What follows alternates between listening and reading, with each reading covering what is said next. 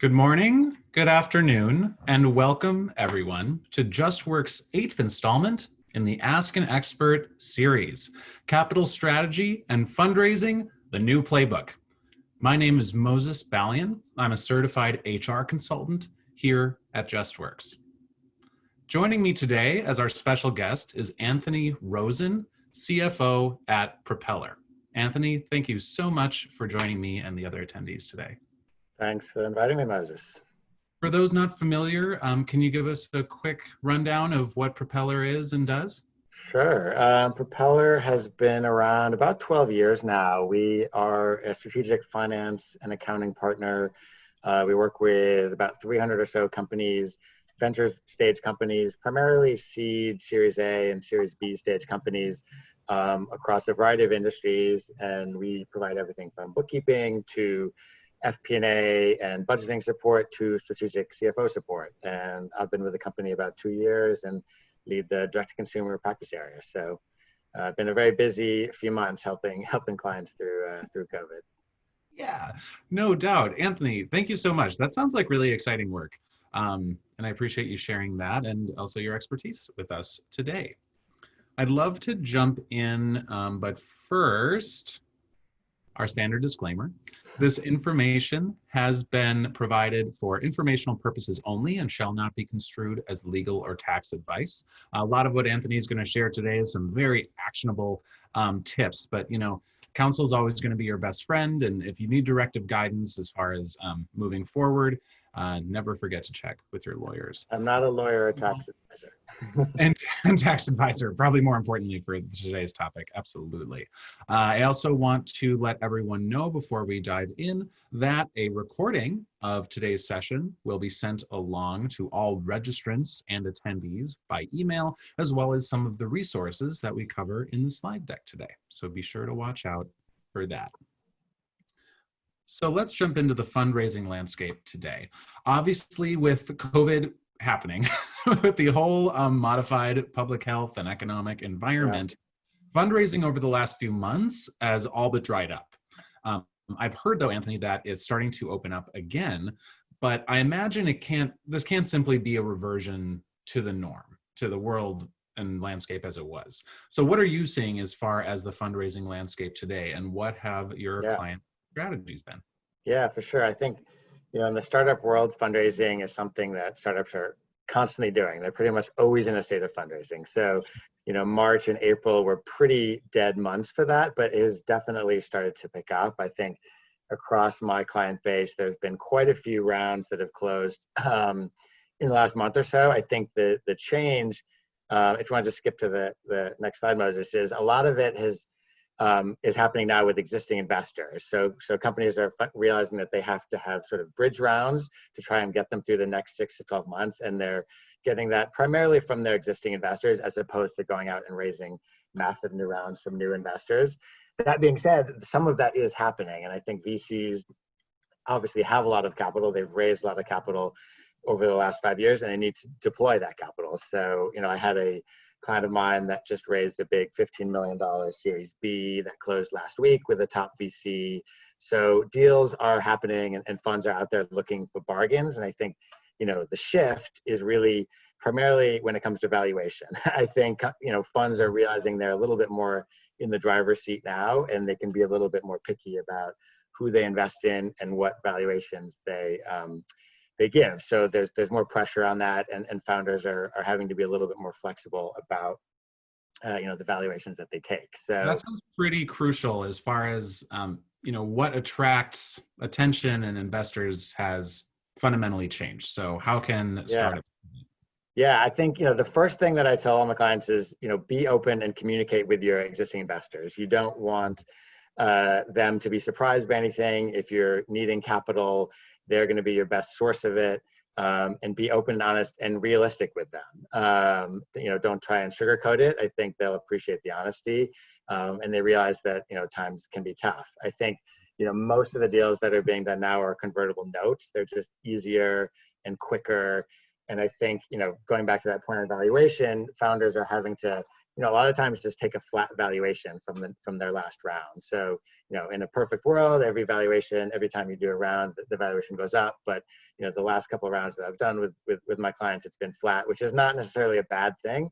If you raised money a year ago and things are sort of doing okay. So keep that in mind. And then I think, the other big thing is, everyone had to sort of throw their 2020 budgets out the window back in March, and they've had to redo them. And I think, making sure that you have the most accurate and up-to-date reforecast and budget when you go out to fundraise is going to be critical. And I think, you've probably run different scenarios and whatnot. So make sure you understand sort of where you are at as of today. And I think the shift, and we'll talk about it in a couple of slides now, is really, you want to be able to show that you have more cash runway and that you're sort of having a shift towards profitability at some point down the road. I think having, in a perfect world, if you can have 12 months of runway, that's what I hear a lot of investors saying that they want to see. But making sure that you have at least 6 months of runway in your model when you're going out to raise would be ideal. Okay, that's really interesting. So JustWorks is the first startup I've ever worked for. I come from a Fortune 500 environment, so a lot of this is new to me. Yeah. Just a question that I hope sounds informed. What is the timeline, or is there a typical timeline from seed round to profitability? I think that's definitely contracted. I think back in the day, a couple of years ago, that could be many years. I think companies could raise a seed and raise an A and raise a B and still be unprofitable as long as they're showing, really strong growth on the top line. But that's definitely shifted towards profitability sooner rather than later. I think a lot of my clients that are even in the seed stage that haven't raised an A are trying to show that next year in 2021, they'll be at least break even. If not profitable, they'll at least break even and show that they're not burning tons of money, because investors are just not throwing tons of money at companies for them to burn on marketing or hiring a big team or whatnot, unless they can really show, a path to profitability. So that, there's not one set timeline, but it's definitely way shorter. It's like, yeah, where is this going? Show me where we're headed, right? Yes. Well, yeah. There's also a little, when you think about who you're going out to raise money from, there's sort of the three big buckets that I think about are angels and high net worth individuals, institutions, venture capital, PE institutions, and then strategics.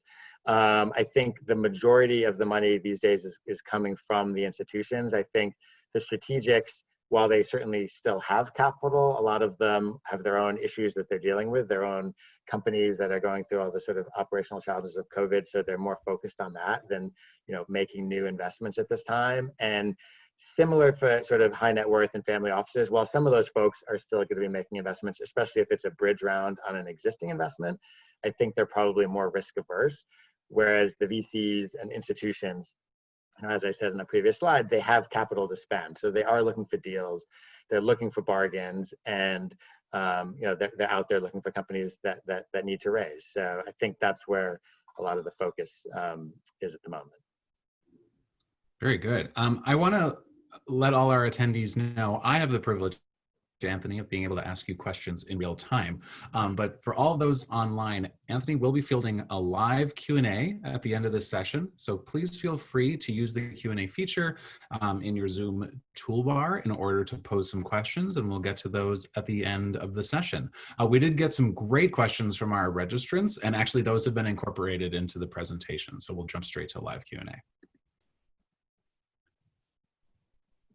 Yeah, so I think, I talked about having the latest and greatest budget model and forecast is going to be super important when you go out to raise. And I think there's a few metrics and things that investors are really going to focus on. Some of those are, if we jump to the next slide, are things that they always have. They're still going to look at revenue. They're still going to look at gross margin. But, they're super focused now on unit economics, which at the end of the day is what's going to drive the path towards profitability. If you actually can show that you're making money on your orders to customers, including after your acquisition cost to acquire that customer, especially if it's an e-commerce company, that's going to be critical. I think, I mentioned that the metrics, depends on the fund and depends on the exact stage, but, especially Series A and beyond, people are going to be super detailed about looking at your metrics. What's your ARR? What's your churn? What's your repeat rate?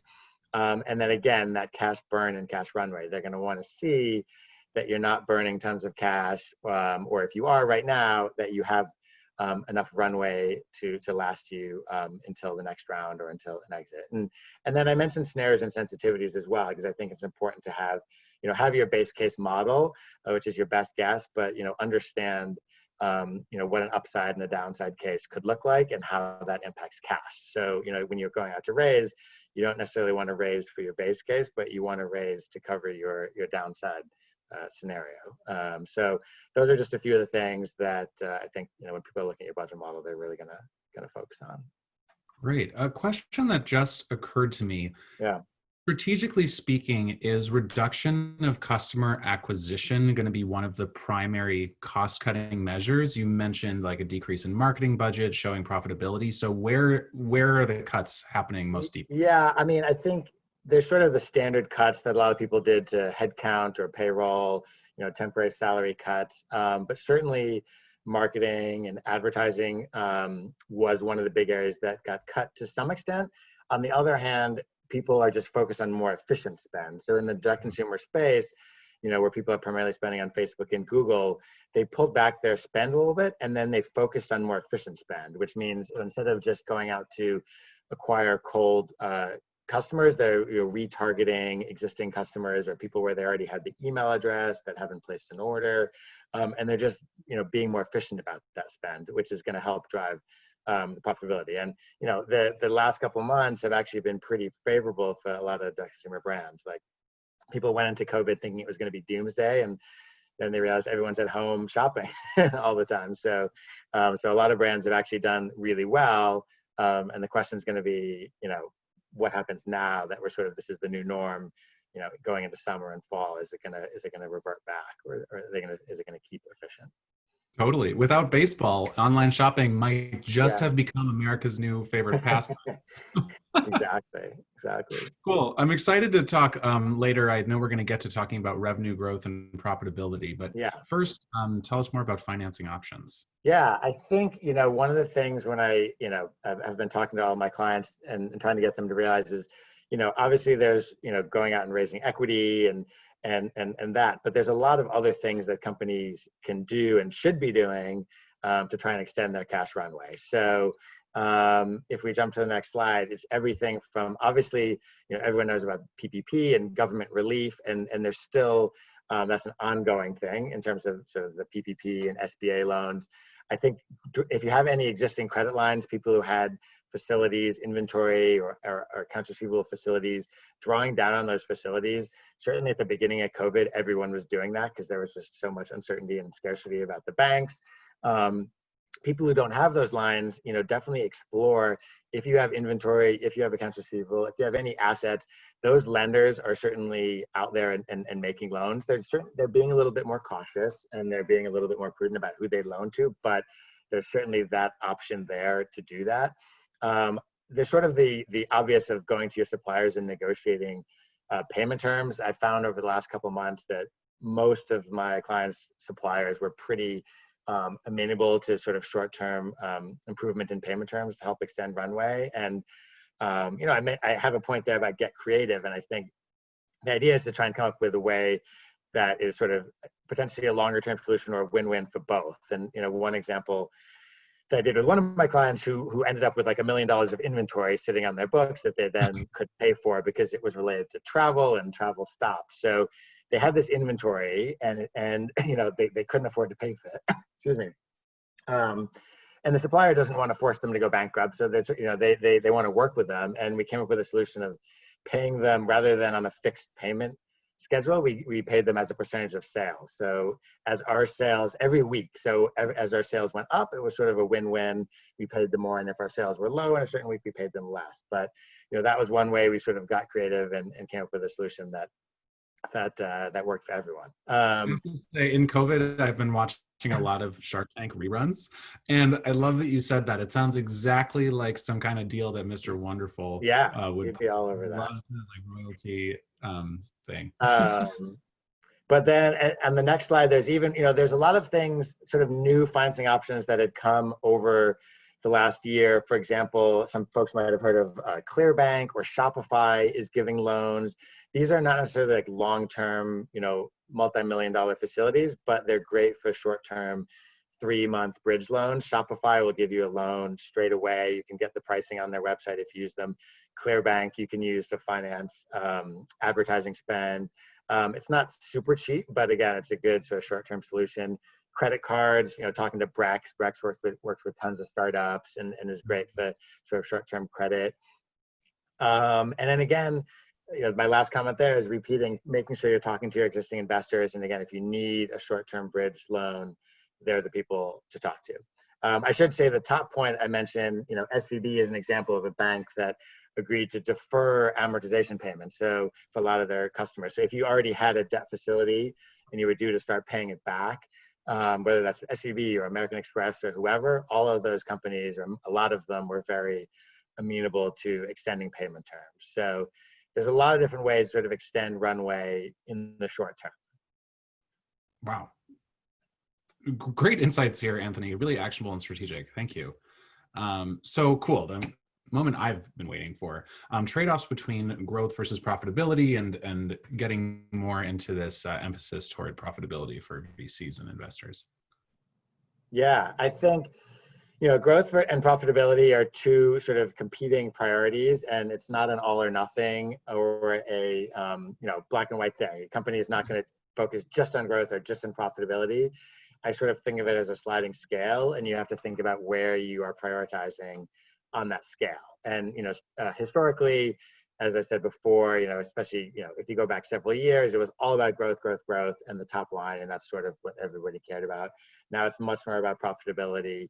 But when you think about that trade-off and that scale, there's just a few things that I want to sort of call out that people should be thinking about. Obviously, the stage that you're at is going to be a big driver of that. So if you're pre-seed or seed or Series A, you sort of have to show some growth on the top line, and you have to try to get to that economies of scale to be profitable. But I wrote Series A in both columns there because I think that's where the shift is really happening. And I think the funds that I'm seeing and with my clients is as a company is post-seed and going into their A, they have to be able to show, if not profitable that year, that they're sort of, again, break even next year.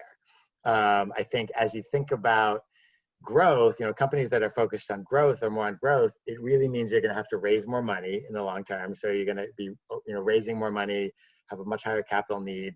That's going to lead to bigger dilution for yourself and for all the other sort of shareholders. And you're going to have sort of this concept that I like to call preferred overhang, which basically means you have all this preferred capital sitting on your balance sheet that down the road, any exit that you are thinking about is going to have to be higher in order to pay the, preferred capital back before any of the common shareholders are going to be paid back. So again, there's not a right or wrong answer. In some companies, I have clients that went out and raised $100 million and were super unprofitable because that was their decision, and that's what the founders wanted to do. But again, it's going to sort of up to the founders, and what is sort of their long-term vision and exit strategy will help sort of drive where they want to be on the scale. If you're thinking about who you're going to exit to, if you're all about growth, and you're not profitable, you're probably targeting an exit to a strategic. Like Mirror selling to Lululemon, right? A strategic, as opposed to a VC or private equity who's going to be more focused on profitability and sort of the EBITDA and cash that the company is able to sort of spit out at the end of the day. So it's very much a sliding scale, and companies will evolve over time and shift. And I think it's just something people need to have in the back of their mind as they're thinking about setting their budgets for next year, which is already not too far down the road, which is kind of crazy. Seriously. Excellent. So we have focus should be on preserving cash and keeping costs with demand rather than growing at all costs. So can you tell us a little bit more about that and how we can make I think these are sort of some of the real world action items and tips that I've been talking to clients about to help them preserve cash. Because even if you are have a higher focus on growth, you're still probably have cash in the back of your mind, right? And you're still always looking at how much cash you have. So what are people doing in these sort of COVID times? I think one is just making sure you're taking action quicker. I think in the past, anytime you're in sort of a crisis or an uncertain situation, taking action rather than sort of waiting and seeing is important. And communicating. Communicating is always important, but especially in sort of a crisis or uncertain times, communicating with your investors, with your employees, with your suppliers, with your customers. Again, it's sort of making sure you're doing that on an ongoing basis and a more frequent basis than you normally would. I think cash flow, my next point there, is a perfect example. Traditionally companies look at their financials on a monthly or even quarterly basis, and that's just not good enough these days, especially for companies that are in trouble. So, what I'm doing with a lot of companies is putting in place a weekly cash forecast, especially if your runway is less than three months. Putting a weekly forecast in place. It's really simple Excel template. Doesn't take too much time, but it really helps you get more granular and visibility on your cash week to week, to track how much is coming in and who are you paying. And if you need to delay some payments, that's going to help show you that, as opposed to Anthony, waiting until the end of the month. as an HR consultant, your recommendations are mirroring exactly what I've been saying about talent. It's like managers who are only checking in with employees monthly or quarterly or annually. No, not good enough anymore. We need to be constantly reestablishing deliverable and performance. Doesn't mean more Zoom meetings, unfortunately, and the Zoom calls, but if it's the price of staying connected and all on the same page, we got to do it. Exactly. We talked about negotiating, terms and structure and payment terms with suppliers, prioritizing sort of higher margin SKUs, and again, if you're a business that has a lot of different channels or business lines or products, maybe focusing on the products that are highest velocity or highest margin. And then the last bullet point there, I know the marketers out there and the marketing agencies might get nervous, but especially in the direct consumer world, people just spend so much money, not just on Facebook I'm talking about, but PR and influencers and all of that stuff, and everyone always had tons of that in their budget, and everyone stripped that back massively when March and April hit, and thinking that it would be a disaster, and they sort of had to do it and then it would come back. But it actually hasn't been the impact that a lot of people thought it would be, and they're realizing, well, maybe I didn't need this agency, or maybe this agency I don't need to pay this much, or maybe I need to be just more efficient and not spend $100,000 on an influencer, just for the hell of it. So that's obviously a huge budget, and it's just an area where people need to sort of fine tune it as a result of sort of what's happening. So absolutely. Well, thanks, Anthony. I am super excited to open this up to live questions. Some have already come in, but first, let's do a high-level summary for everyone who attended to help drill this in. Just to say that sort of the fundraising landscape has evolved, but it's definitely still there, and companies are raising money, and there is capital out there. So don't be afraid to go out there and look to raise. While you're doing that, explore alternative financing options to sort of help extend your cash runway, and understand where you are in that growth versus profitability trade-off, and where you are today and where you want to be in a year. Always, I'm a finance guy, so cash is king, and always keep an eye on that, and do what you can to extend that runway. Thank you, Anthony. I really appreciate your expertise today. As an HR professional, I value my close cousins in finance so very much. So I appreciate all you do. And thanks for sharing your expertise today. Let's open her up. I'm going to turn screen share off so we can have this nice armchair setting. And let me pose our first question. Yeah. How hard is it to get an SBA 7A loan? That is definitely harder than a PPP. I have a couple of clients that have received them and a couple that were rejected. To be honest, I haven't seen like any published specific guidelines of what it takes, but I think you have to have more of a history. If you just launched 6 months ago, I don't know that that's enough. I think you have to have more of a history. And they're focused more on the actual economics and profitability and ability to pay it back, as opposed to the PPP, which didn't obviously look at any of that, and anybody could get a PPP that applied basically. So it's and the other thing to keep in mind with that loan is, I believe, over a certain threshold, I think it might be 200,000. You have to provide a personal guarantee, unless that's been waived recently. But I think that's just something to keep in mind, that that personal guarantees are potentially required for that loan. So they're definitely out there, and they're definitely still coming, but it is harder, and they take longer. Great info. Thanks for the specifics. That's really, really helpful.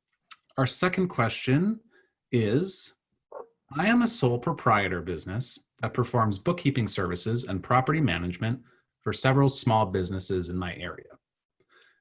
I am also a mother of 2 children, both under 12. Because my children have been and will continue to be distance learning from home for the foreseeable future, I'm looking for funding to build a small home office. Do you have any tips for this? So again, a sole proprietor, children at home, funding to build a small at-home office. I think, honestly, people like American Express give small business loans. And I know some of my clients have gotten that. I think it depends on the size that you're looking for. I think if you are a company that is, you consider that you're profitable. I mean, if you're a sole proprietor and you obviously don't have tons of expenses and a big team, and if you're profitable, and if you have cash in your bank account, then you can just go to any sort of bank, your neighborhood bank, and hopefully get some sort of, a small business loan, basically, with them. So I think sort of either sort of American Express, small business loan, or sort of trying your local bank would be the best. And if that doesn't work, friends and family.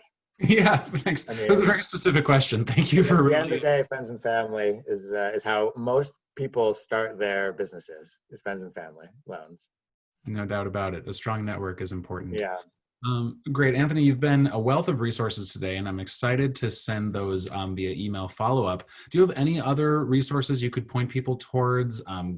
Government websites, other Yeah, I think the one website that there's so much information out there. I think one website, which I think does a good job of consolidating it, is the National Venture Capital Association, which I think is nvca.org, which we'll put in the follow-up email.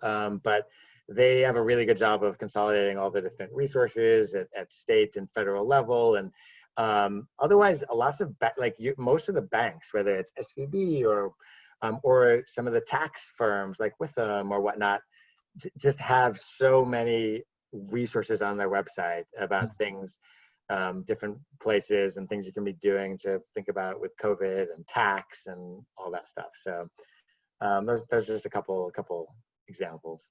Great. I'm so glad that question was posed. That gives us more fodder to include in our follow-up email. So thank you for posing that, which I'm so excited for everyone to receive. I know with all the wealth of information out there, sometimes I appreciate your guidance in giving some targeted recommendations, because there is just so much. Yeah, it's true. There is a wealth. So everyone's inboxes are deluged with it, I feel like, these days. I know. Yeah, tell me about it. Anthony, we're going to wrap up with 1 minute to spare. Again, wow. Anthony Rosen, CFO of Propeller. Thank you for the generosity of your time today. You're welcome. Thanks, Moses. Everyone, enjoy the rest of your day. Thanks for joining us today, and be well and be safe. Thanks, Anthony. Bye, guys.